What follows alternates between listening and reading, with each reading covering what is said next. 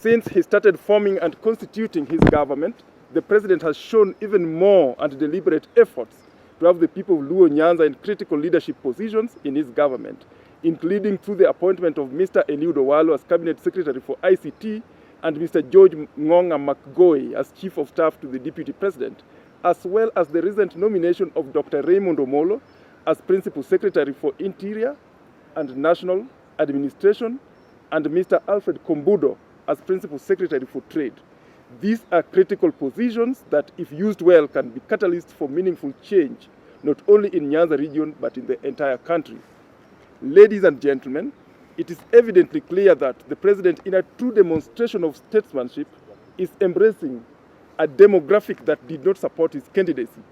This should inspire the Luo community to rethink our political relationships and posturing going forward, and fully rally behind the President and his team for the greater good of the country. The appointment of these young Luo professionals is inspiring in so many ways. They represent the most competent, hardworking, and intelligent young people in the Luo community in particular, and Kenya in general. They have a solid track record in their past professional engagements, a history of work ethic and perfection.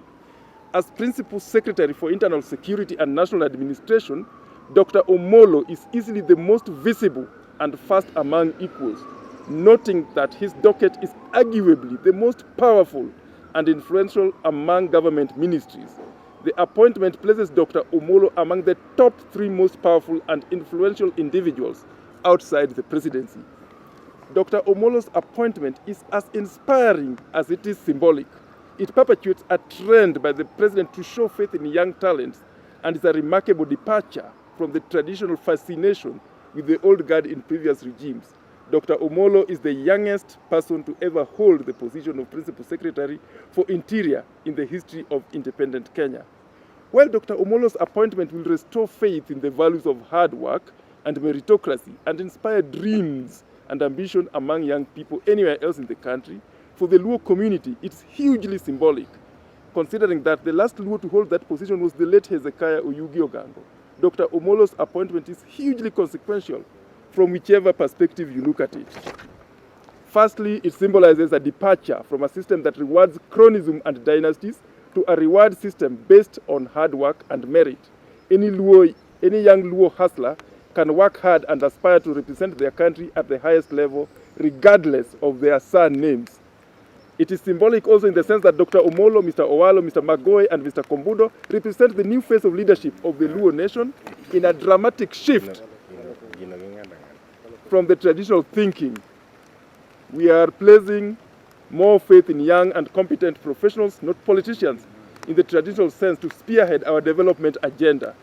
We now realize that when the president proclaimed his manifesto for Luo Nyanza, it was not mere rhetoric. He meant it. Dr. Omolo, Mr. Owalo, Mr. Makgoy, and Mr. Kombudo are our doorbells to the president's house. When we wish to remind His Excellency the President to follow up on his promises, we merely need to send any of these brothers to him, and we are confident that we will get his ears. We wish to express our sense of pride in our brothers who have been appointed to these high and prestigious positions in government and reassure them of our unrelenting, unwavering, and unconditional support. Most importantly, we wish to rally our community to embrace their sons as their representatives in government and give them the necessary goodwill and blessings that they require to excel in their respective mandates. We recognize that their mandates are of a national nature and that the rest of the country, and not just Luo Nyanza, is relying upon them to put in the shift to change lives. Finally, we thank Dr. Omolo, Mr. Owalo, Mr. Makgoy, and Mr. Kombudo for inspiring young people from the traditionally politically marginalized region to also believe, to dream, and to be ambitious.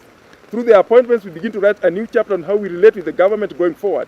We will no longer be a pariah community politically, but equal stakeholders among the communities that constitute this great republic.